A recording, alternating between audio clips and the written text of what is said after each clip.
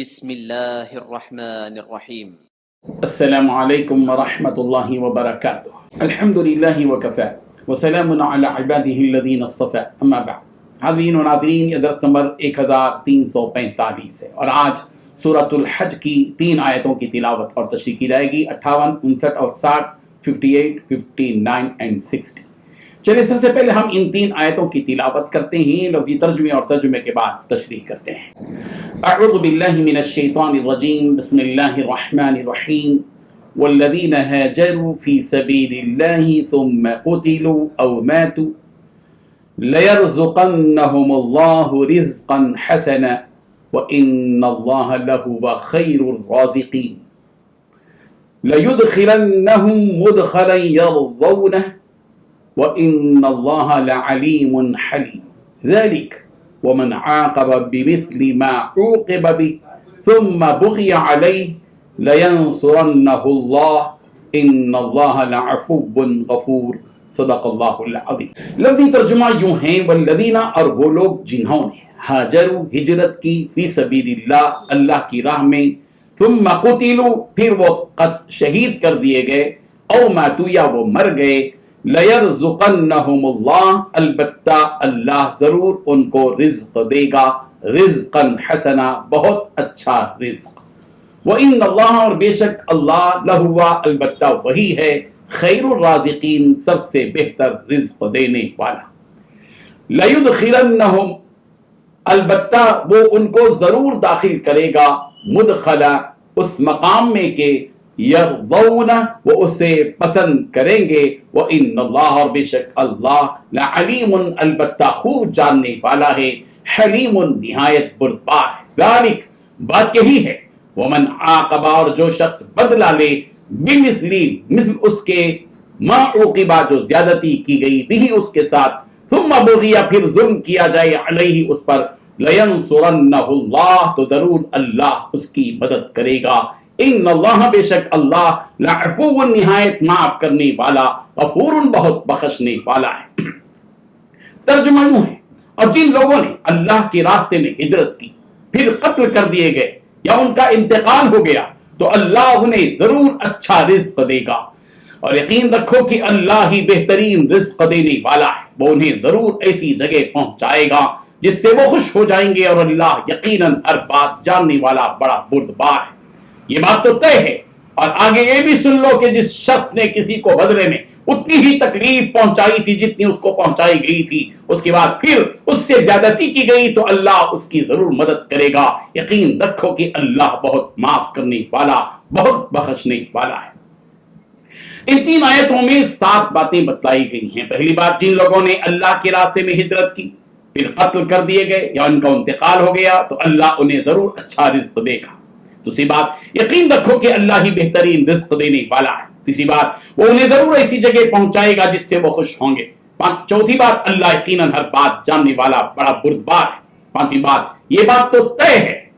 پھر چھٹی بات، جس شخص نے کسی کو بدلے میں اتنی ہی تکلیف پہنچائی تھی جتنی اس کو پہنچائی گئی تھی، اس کے بعد پھر اس سے زیادتی کی گئی، تو اللہ اس کی ضرور مدد کرے گا۔ ساتویں بات، یقین رکھو کہ اللہ بہت معاف کرنے والا، بہت بخشنے والا ہے۔ بزرگان محترم، ہجرت وہ قربانی ہے جو تمام قربانیوں پر بھاری ہے۔ انسان جس شہر یا بستی میں پیدا ہوتا ہے اور اس بستی میں اپنا بچپن، لڑکپن اور جوانی کا ایک حصہ گزار دیتا ہے، تو اس شہر اور اس بستی سے ایک خاص قسم کا لگاؤ اور تعلق ہو جاتا ہے۔ اگر حالات اس قدر گمبھیر ہو جائیں کہ اس کو اپنا وطن عزیز چھوڑنا پڑے، یہ کوئی معمولی کام نہیں ہوتا۔ حالات کی نوعیت اور سنگینی کے اعتبار سے ہجرت کی فضیلت اور اس کی اہمیت موجود ہے، اور اس کی اہمیت بڑھ بھی جاتی ہے۔ شرعی اصطلاح میں اللہ کی رضامندی کے لیے اور اپنے دین کی بقا کے لیے اپنے وطن عزیز کو چھوڑ کر کسی اور شہر یا علاقے کی جانب روانہ ہونے کا نام ہجرت ہے۔ صحابہ کرام رضی اللہ عنہم نے مکہ مکرمہ سے حبشے کی جانب ہجرت کی۔ رسول رحمت صلی اللہ علیہ وسلم نے اور سینکڑوں صحابہ کرام نے مکہ مکرمہ سے مدینہ منورہ کی جانب ہجرت کی، اور اللہ کے دین کی سربلندی کے لیے کافروں سے جہاد بھی کیا اور شہید بھی ہوئے۔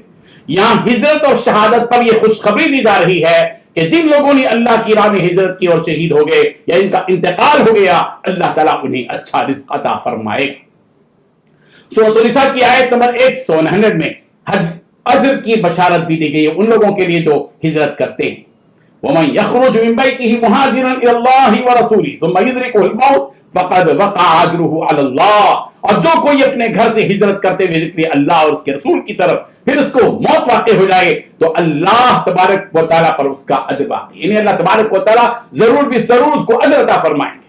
سورۃ البقرہ کی آیت نمبر 218 میں ہجرت کرنے والوں اور جہاد کرنے والوں کو رحمت الہی کی خوشخبری دی گئی۔ ان الذین آمنوا والذین هاجروا وجاهدوا فی سبیل اللہ، وہ لوگ جو ایمان لائے اور جنہوں نے ہجرت کی اور جنہوں نے اللہ کی راہ میں جہاد کیا، یہ وہ لوگ ہیں جو اللہ کی رحمت کے امیدوار ہیں۔ واللہ غفور رحیم، اور اللہ معاف کرنے والا رحم کرنے والا ہے۔ سورہ آل عمران کی آیت نمبر 195 میں ایسے خوشبخت افراد کے لیے جنت کی خوشخبری اور گناہوں کے مٹا دیے جانے کا اعلان کیا گیا۔ والذین هاجروا واخرجوا من دیارہم الی آخر۔ سورۃ الانفال کی آیت نمبر 74 میں ہجرت اور جہاد پر مغفرت اور عزت کی روزی کا اعلان کیا گیا۔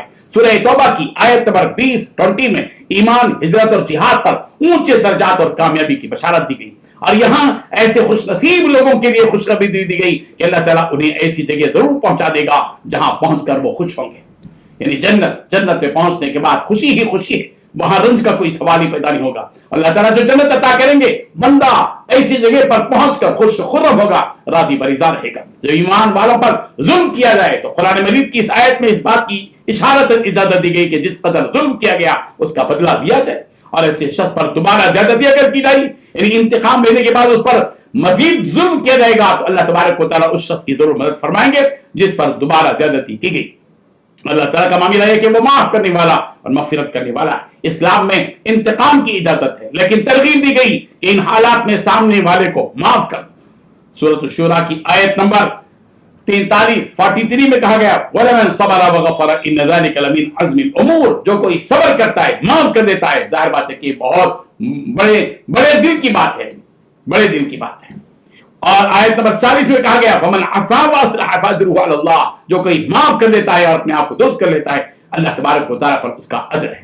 اور سورۃ البقرہ کی آیت نمبر 237 میں 237 میں کہا گیا وَأَن تَعْفُوا أَقْرَبُ لِلتَّقْوَىٰ، اور یہ کہ تم معاف ہی کر دو یہ تقوی کے زیادہ قریب ہے۔ اللہ تبارک و تعالیٰ ہم سب کو انتقام کے بجائے معاف کر دینے کا جذبہ اپنے دل میں رکھنے کی توفیق عطا فرمائے۔